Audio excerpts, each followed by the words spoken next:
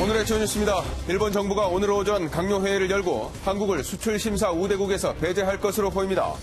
한미일 외교장관 회담이라는 막판 변수가 남아있긴 하지만 철회할 가능성은 크지 않다는 관측입니다. 정부는 일본이 한국을 백색 국가에서 배제할 경우 단계적 대책에 착수하고 총력 대응 태세를 구축할 방침입니다.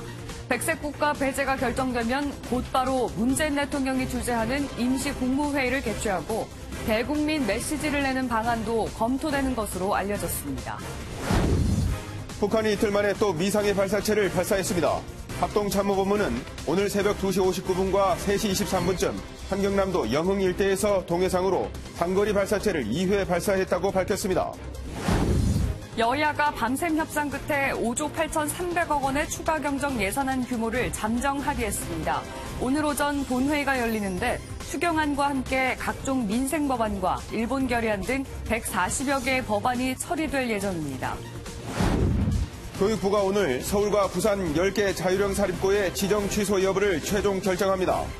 이들 자사고는 결과에 따라 법적 대응에 나설 것으로 알려져 교육 현장에 혼란이 불가피할 것으로 보입니다. 오늘은 낮 최고 기온이 서울 33도, 대구는 36도까지 치솟아 불볕더위가 기승을 부리겠고 열대야 현상도 이어지겠습니다. 오후 들어 내륙 곳곳에 소나기가 내리겠지만 이번 주말 내내 찜통더위가 이어질 전망입니다. 굿모닝 MBN 시작합니다. 일본 정부가 오늘 우리나라를 백색 국가에서 제외하는 결정을 내릴 것으로 보입니다. 파국으로 치닫는 한일 관계의 분수령이 될 수 있는 이번 조치는 오늘 오전 10시쯤 다뤄질 예정입니다. 신재우 기자가 보도합니다. NHK를 비롯한 일본 언론들은 일본 정부가 오늘 우리나라를 백색 국가에서 제외하는 결정을 할 것이라고 일제히 보도했습니다. 이번 조치를 위해 일본 정부는 오늘 오전 10시쯤 총리관저에서 가기를 열고 백색 국가 제외를 주요 내용으로 하는 시행령 개정안을 처리할 것으로 보입니다. 아베 총리를 비롯해 일본의 정관계 인사들이 한국에 대한 강경 조치를 이어가겠다는 말을 되풀이해온 만큼 백색 국가 제외는 사실상 확정적입니다. 가기에 올라온 법령들은 형식적인 통과 절차만 거치기 때문에 보통 10에서 20분이면 끝납니다. 백색 국가 제외가 가기에서 결정되면 공포 절차를 걸쳐 21일이 지난 뒤 본격 시행에 들어가게 됩니다. 개정안이 통과되면 이번 달 마지막 주부터 적용될 가능성이 큽니다. 이렇게 되면 그동안 수출 우대 조치로 한 번 승인을 받으면 3년 동안 개별 심사를 면제해줬던 포괄허가 방식이 개별 허가로 바뀌게 됩니다. 다만 미국이 강력한 압박에 들어갈 경우 일본 정부가 백색 국가 제외 안건을 가기에 올리지 않는 방식으로 미룰 수 있다는 전망이 제기되고 있습니다. MBN 뉴스 신재우입니다. 문재인 대통령은 어제 청와대에서 관계장관 회의를 열고 일본과 관련한 국내 상황을 점검했습니다.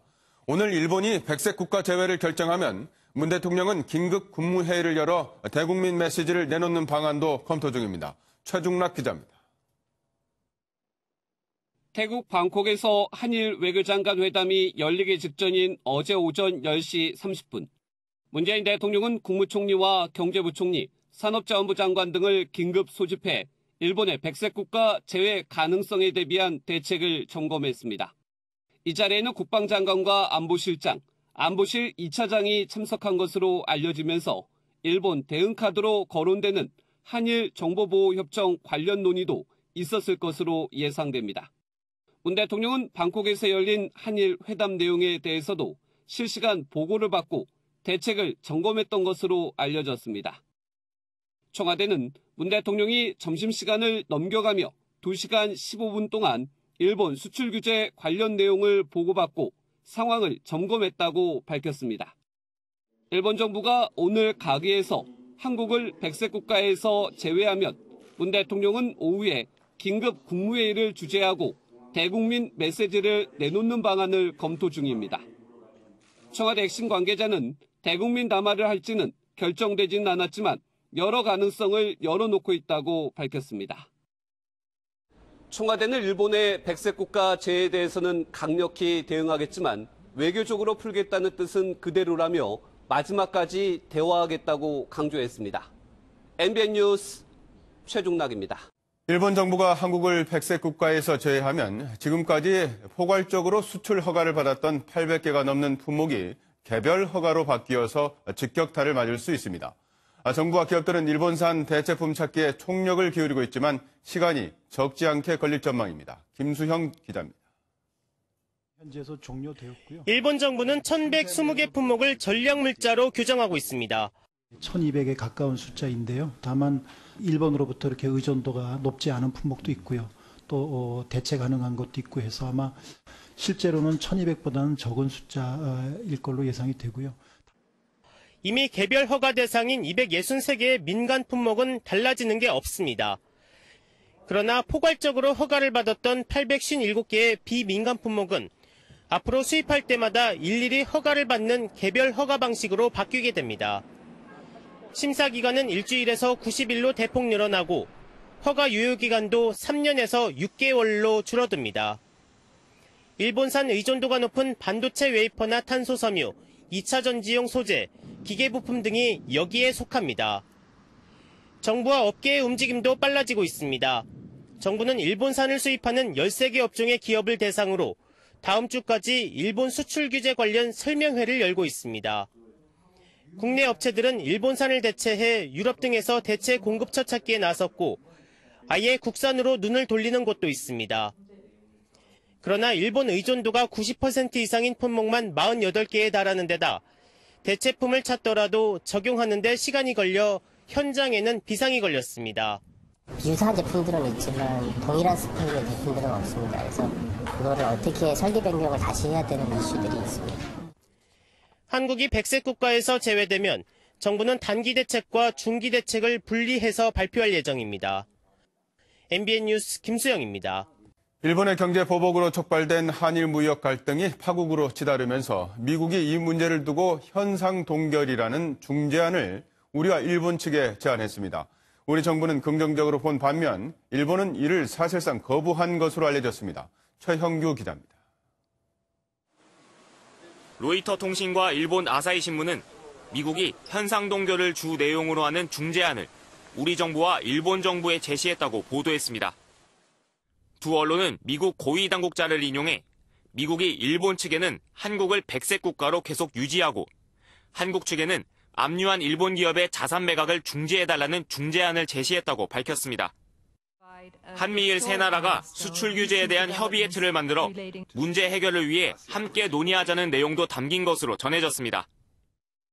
We're very hopeful that those two countries will together themselves find a path forward, a way to ease the tension that has risen between them over these past handful of weeks. 미국의 중재안에 대해 우리 정부는 공식적으로 확인하진 않고 있지만 긍정적으로 검토하고 있는 것으로 알려졌습니다. 하지만 일본 정부는 이에 대해 아무런 답을 내놓지 않은 것으로 전해진 가운데 미국의 중재 사실도 부인했습니다. 様々な問題について我が国の一貫した立場に基づき、引き続き韓国側には適切な対応を強く求めていく。 이런 가운데 한미일 외교장관 회담이 한국 시간으로 오늘 오후 6시 방콕에서 열리지만 일본 정부가 백색 국가 제외 결정을 한 뒤에 열릴 가능성이 커 일본이 조치를 철회할지는 미지수입니다. MBN 뉴스 최영규입니다. 수출 규제 조치를 풀어보기 위해 일본을 방문한 국회 방일단이 사실상 빈손으로 귀국했습니다. 일본 집권여당인 자민당 지도부는 방일단을 문전박대했고 우리 측은 구걸하러 온 게 아니라면서 강한 비판을 쏟아냈습니다. 유호정 기자입니다.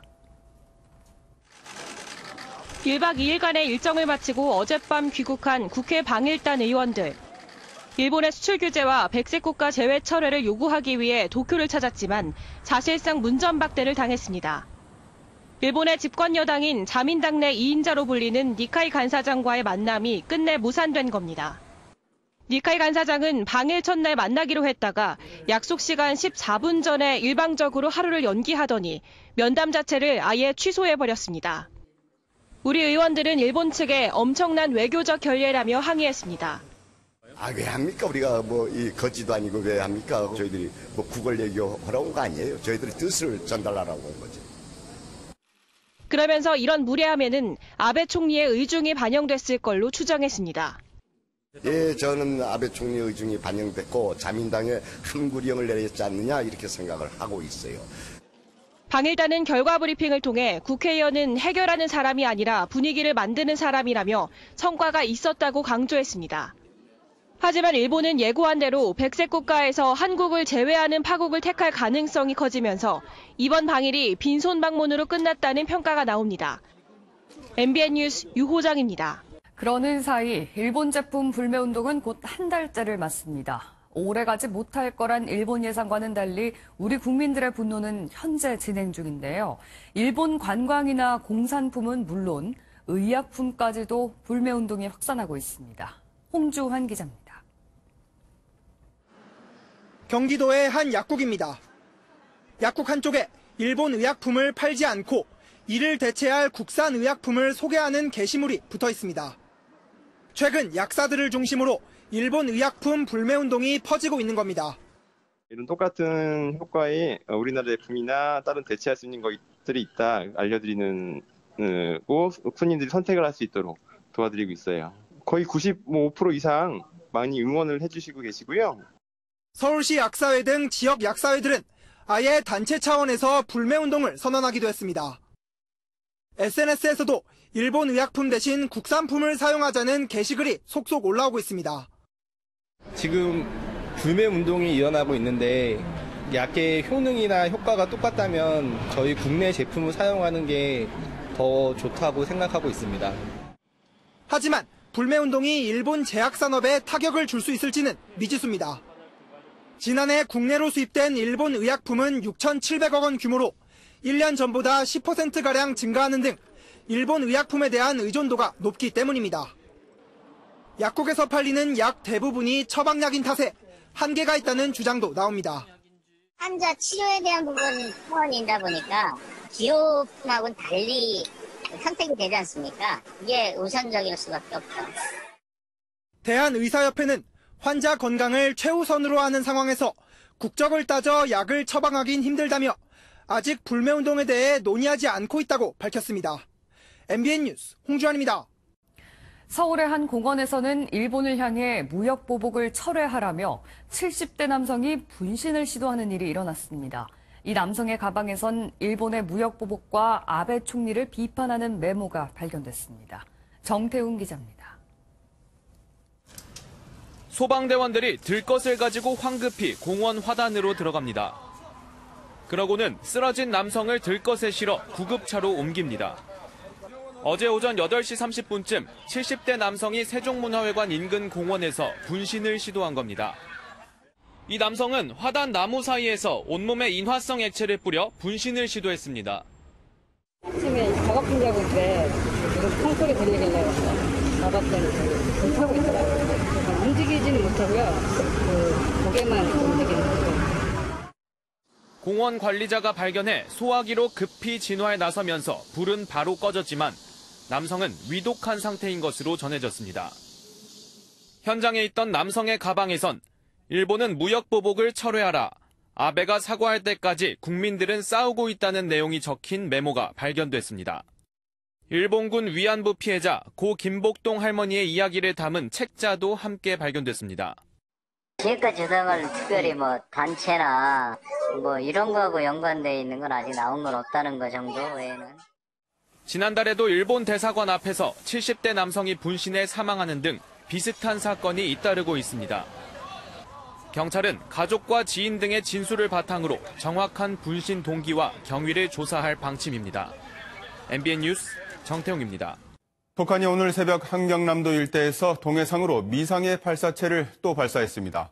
이번 발사는 지난달 31일 이후 이틀 만으로 군 당국은 발사체의 구체적인 정보를 확인 중입니다. 박통일 기자입니다. 북한이 오늘 새벽 미상의 발사체를 발사했다고 합동참모본부가 밝혔습니다. 합참은 북한이 오늘 오전 2시 59분과 오전 3시 23분쯤 함경남도 영흥 일대에서 동해상으로 미상의 단거리 발사체를 2차례 발사했다고 밝혔습니다. 지난달 31일 새벽 원산 갈마 일대에서 미상의 발사체 2발을 발사한 지 이틀 만입니다. 로이터 통신 역시 미국 당국자들을 인용해 북한이 새로운 발사체를 발사했다고 보도했습니다. 오늘 새벽 발사된 발사체의 종류와 비행거리는 아직 확인되지 않고 있습니다. 군 당국은 북한이 지난 25일 발사한 것과 동일한 종류인지 등을 함께 분석 중입니다.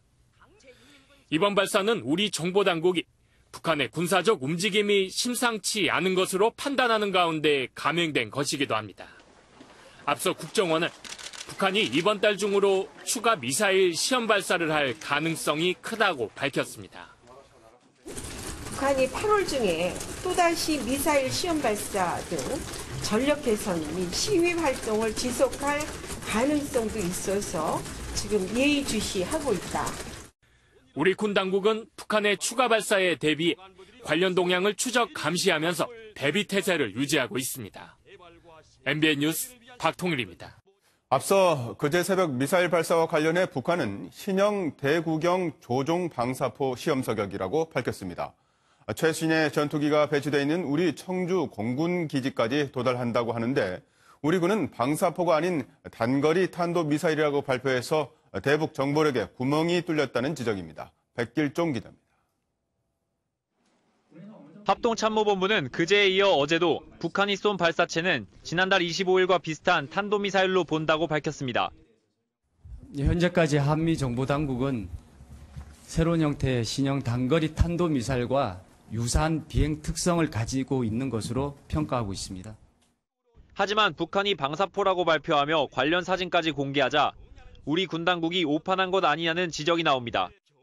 방사포는 탄도미사일과 달리 여러 발의 로켓탄이 발사대에서 동시에 발사되는 무기지만 종종 탄도미사일과 혼동되곤 합니다.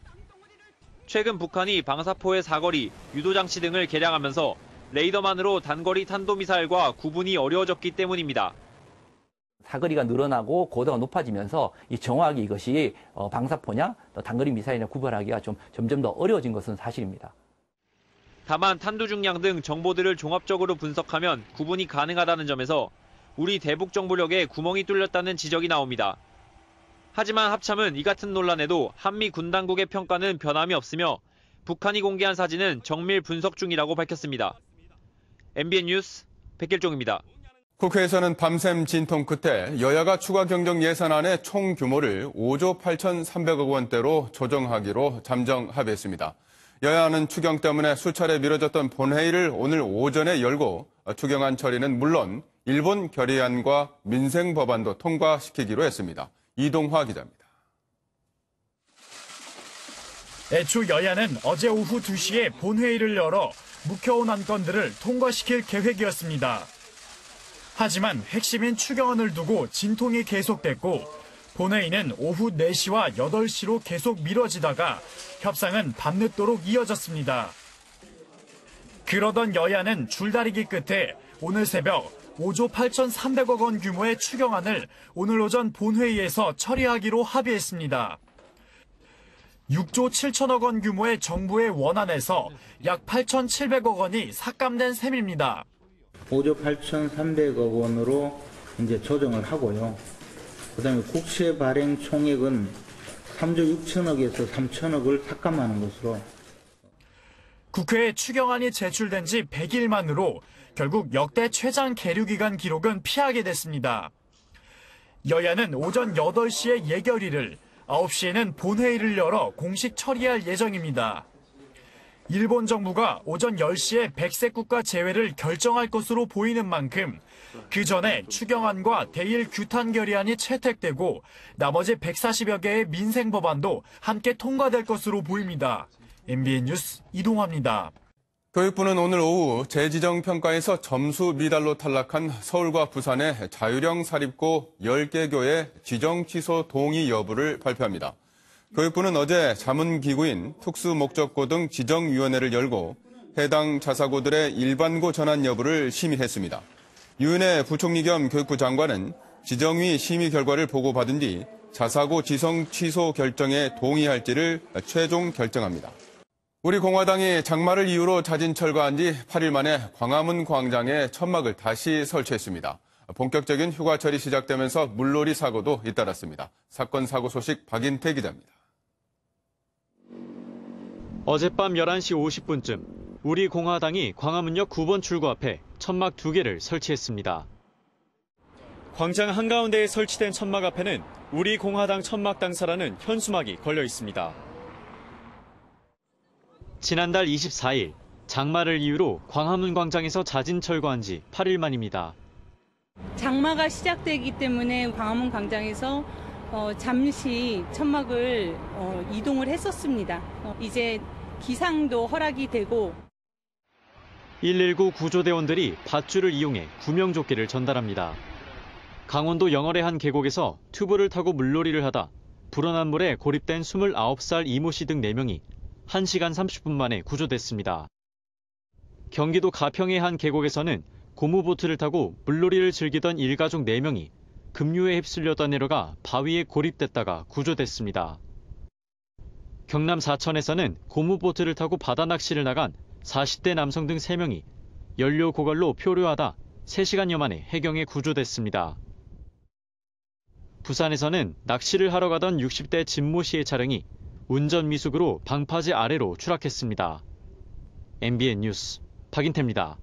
응급 상황에 출동하는 119 소방대원이 구조를 하다 폭행당하는 사례가 끊이질 않고 있습니다. 급기야 소방재난본부가 폭행 방지 전담팀을 꾸렸는데 지난해에만 200여 건의 폭행 사건이 발생했습니다. 강대엽 기자입니다. 술을 마신 한 남성이 자신을 구조하려는 소방대원의 멱살을 잡고 주먹질과 발길질을 합니다. 또 다른 남성은 혈압을 재려는 소방대원의 얼굴을 가격합니다. 지난해에 발생한 소방대원 폭행은 모두 215건입니다. 매년 200여 건의 소방대원 폭행이 발생하는데 그중 음주로 인한 폭행이 90%에 육박합니다. 소방재난본부는 소방대원 폭행이 심각하다고 보고 폭행 사건을 수사할 119 광역수사대를 꾸려 지난해 7월 출범했습니다. 수사대는 24시간 활동합니다. 재범 공무원에 대한 폭행은 중한 범죄라고 생각됩니다. 따라서 무관용의 원칙에 따라서 관련 법령에 따라서 엄정히 수사를 해나갈 방침입니다. 1년 동안 발생한 소방활동 방해 행위 83건, 이 중 8건은 징역형, 12건은 벌금형을 선고받았고 43건이 재판 중입니다. MBN 뉴스 강대엽입니다. 이맘때쯤이면 시원한 계곡 찾는 분들 많을 텐데요. 유명 계곡에서 불법 영업이 좀처럼 줄지 않고 있습니다. 벌금 몇백만 원을 내도 남는 장사이기 때문인데 이런 불법 영업은 인근 주민의 안전까지 위협하고 있습니다. 이재호 기자가 취재했습니다. 경기도 양주의 한 유명 계곡입니다. 계곡물 바로 옆에 평상을 놓고 분수대도 설치했습니다. 물놀이용 보까지 만든 곳도 있습니다. 경기도 특별사법경찰단이 경기도 포천과 양주 등 16개 유명 계곡에서의 불법 행위를 수사한 결과 74건의 위법사항이 적발됐습니다. 단속한 지 열흘 정도밖에 지나지 않았지만 보시는 것처럼 여전히 불법 영업이 이뤄지고 있습니다. 최근 내린 장맛비로 계곡물도 불어나 이용객들의 안전까지 위협하고 있는데도 업주는 되레 큰 소리입니다. 아니 근데 위험해 보이는... 아니 걱정하지 마시고 나가세요. 손님들이 답은 아니잖아요. 그러지 말고 빨리 나가요. 하나, 둘! 수백만 원의 벌금을 내더라도 며칠 더 벌면 된다는 생각 때문인데 인근 주민들의 안전까지 위협하고 있습니다.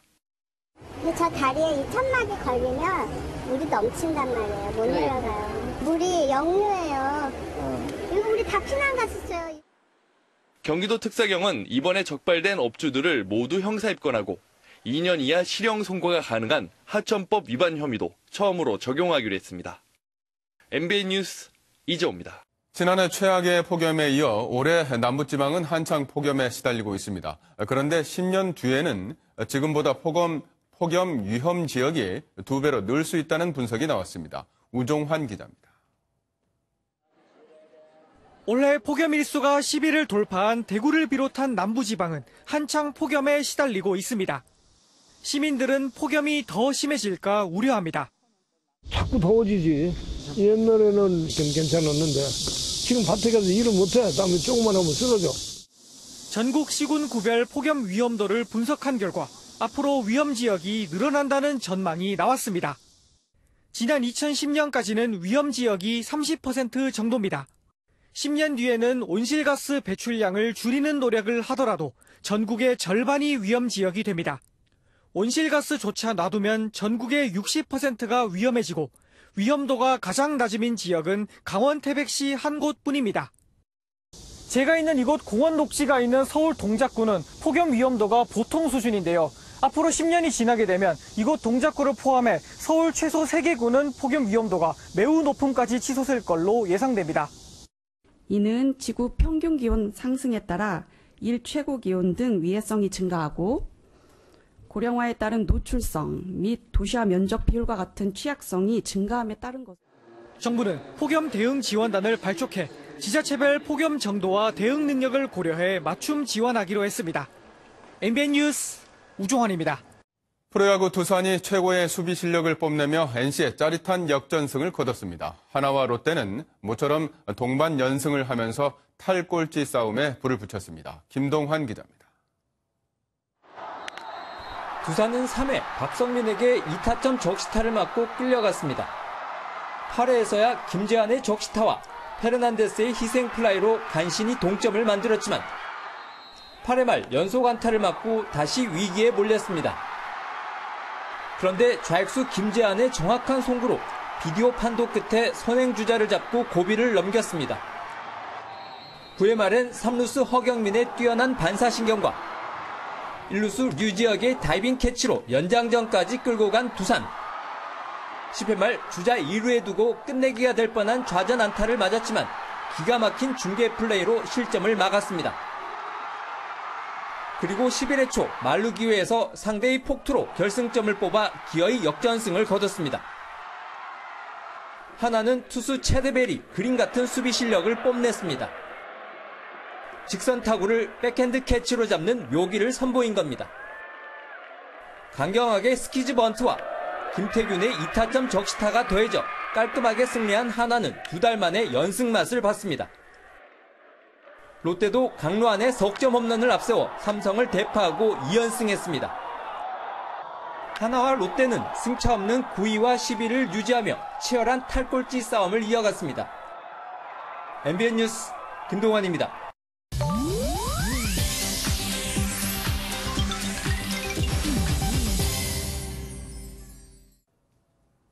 인터넷 와글와글입니다.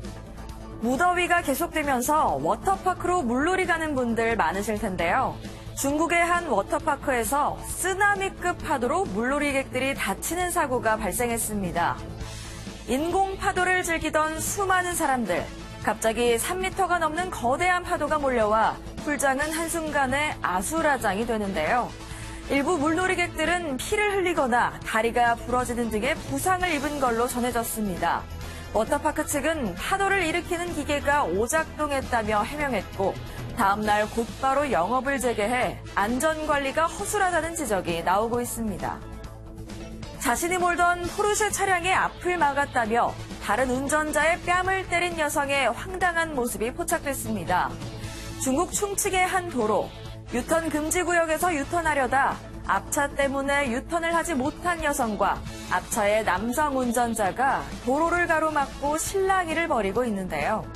급기야 여성은 거지 같은 차를 몰면서 운행을 방해한다며 남성의 뺨을 때립니다.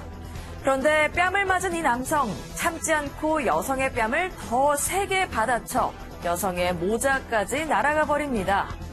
경찰은 여성에게 교통법규 위반 혐의 등으로 벌금을 부과한 걸로 전해졌는데요.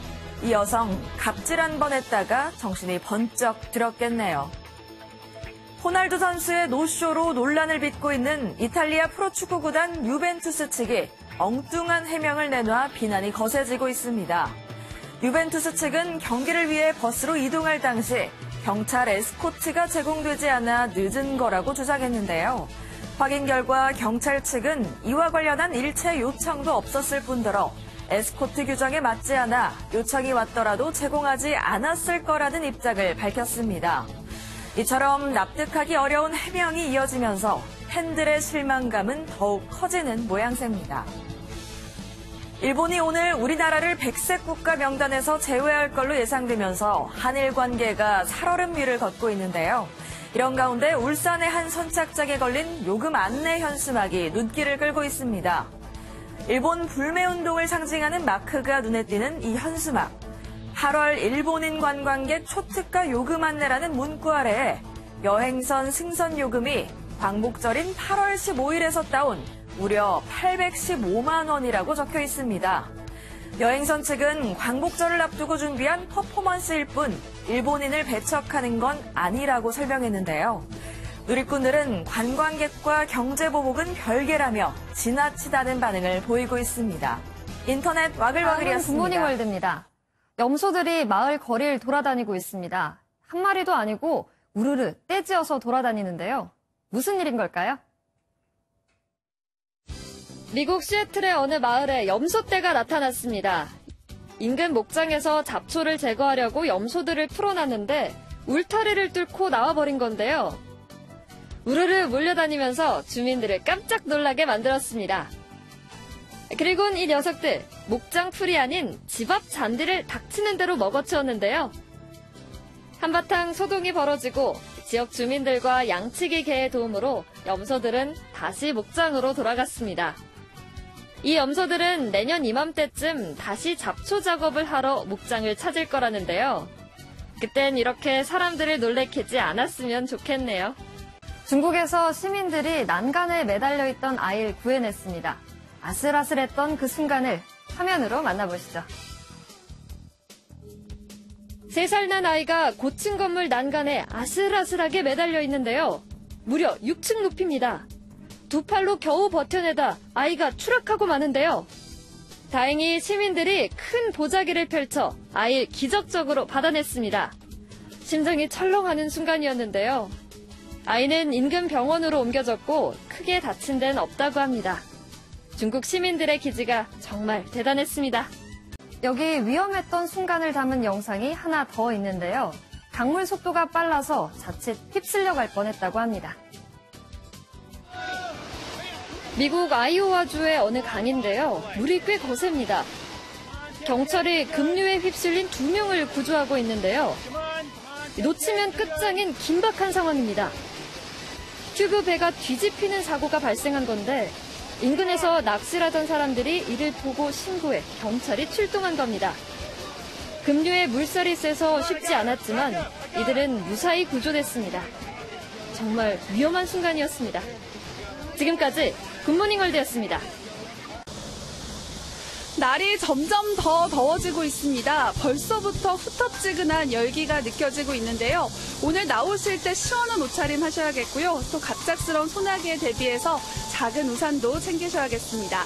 폭염특보가 확대 강화됐습니다. 현재 서울을 포함한 수도권과 강원에는 폭염주의보가, 충청과 남부지방에는 폭염경보가 발효 중입니다. 오늘 한낮에 서울이 34도, 대전과 광주가 35도, 대구는 36도까지 오르겠습니다. 한편 대기 불안정으로 내륙 곳곳에는 소나기가 오겠습니다. 오후 3시부터 6시 사이에 올 것으로 예상되고요. 양은 5에서 40mm 정도가 되겠습니다. 또 돌풍과 함께 천둥, 번개가 치는 곳이 있어서 시설물 관리와 안전사고에 유의하셔야겠습니다. 오늘은 구름 사이로 햇볕이 뜨겁게 내리쬐겠습니다. 따라서 자외선이 강하겠고요. 오존농도 나쁨 수준을 나타내겠습니다. 여기에 습도까지 더해지면서 불쾌지수도 매우 높게 나타나겠습니다. 현재 기온은 서울이 25.2도, 대전이 26.6도, 대구가 28.6도를 나타내고 있고요. 한낮에는 서울과 전주, 울산이 34도까지 치솟겠습니다. 날이 갈수록 폭염은 더 심해지겠습니다. 주말에는 서울의 낮 기온이 35도까지 오르겠고요. 다음 주 초에는 36도에 육박하면서 이번 폭염이 절정에 달하겠습니다. 밤낮 없는 무더위에 몸도 마음도 참 지치는 요즘입니다. 이럴 때일수록 건강하고 맛있는 음식 챙겨 드시면서 이번 폭염 잘 이겨내셔야겠습니다. 지금까지 장충당 공원에서 날씨 전해드렸습니다.